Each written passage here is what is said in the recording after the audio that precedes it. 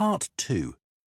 You will hear a man called David talking on the radio about his work as a lifeboat volunteer.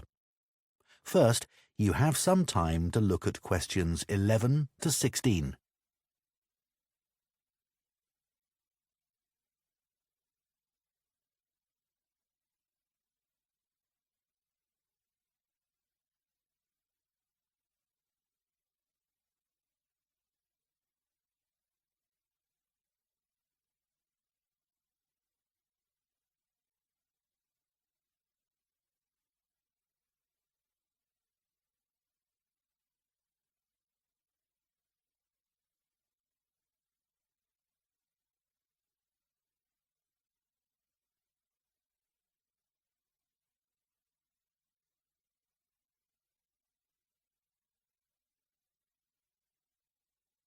Now listen carefully and answer questions 11 to 16. I never really planned to be a lifeboat volunteer when I came to live in North Sea. I'd been working in London as a website designer, but although that was interesting, I didn't like city life. I'd been really keen on boats as a teenager, and I thought if I went to live by the sea, I might be able to pursue that interest a bit more in my free time. Then I found that the Lifeboat Institution was looking for volunteers, so I decided to apply. The Lifeboat Institution building here in North Sea is hard to miss. It's one of the largest in the country. It was built 15 years ago, with funds provided by a generous member of the public who'd lived here all her life. As the Lifeboat Institution is a charity that relies on that kind of donation, rather than funding provided by the government, that was a huge help to us. When I applied, I had to have a health assessment. The doctors were particularly interested in my vision. I used to be short-sighted, so I'd had to wear glasses, but I'd had laser eye surgery 2 years earlier, so that was okay. They gave me tests for colour blindness, and they thought I might have a problem there, but it turned out I was okay. When the Coast Guard gets an alert, all the volunteers are contacted and rush to the lifeboat station. Our target's to get there in 5 minutes. Then we try to get the boat off the dock and out to sea in another 6 to 8 minutes. Our team's proud that we usually achieve that. The average time across the country's 8.5 minutes. I've recently qualified as what's called a helmsman, which means I have the ultimate responsibility for the lifeboat.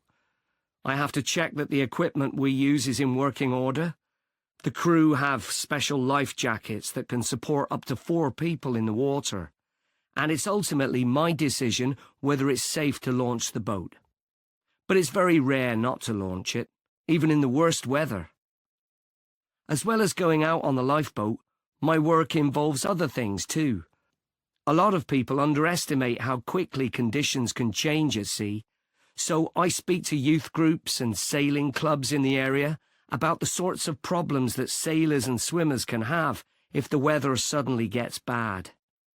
We also have a lot of volunteers who organise activities to raise money for us, and we couldn't manage without them. Before you hear the rest of the talk, you have some time to look at questions 17 to 20.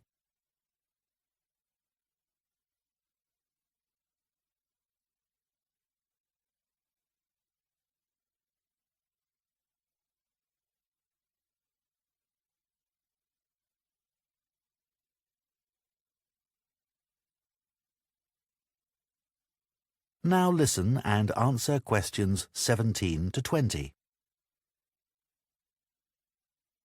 The training we get is a continuous process, focusing on technical competence and safe handling techniques, and it's given me the confidence to deal with extreme situations without panicking.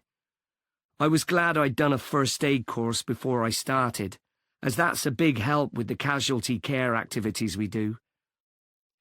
We've done a lot on how to deal with ropes and tie knots. That's an essential skill. After a year, I did a 1-week residential course, led by specialists. They had a wave tank, where they could create extreme weather conditions, so we could get experience of what to do if the boat turned over in a storm at night, for example. Since I started, I've had to deal with a range of emergency situations, but the work's hugely motivating. It's not just about saving lives. I've learned a lot about the technology involved. My background in IT's been useful here, and I can use my expertise to help other volunteers. They're a great group.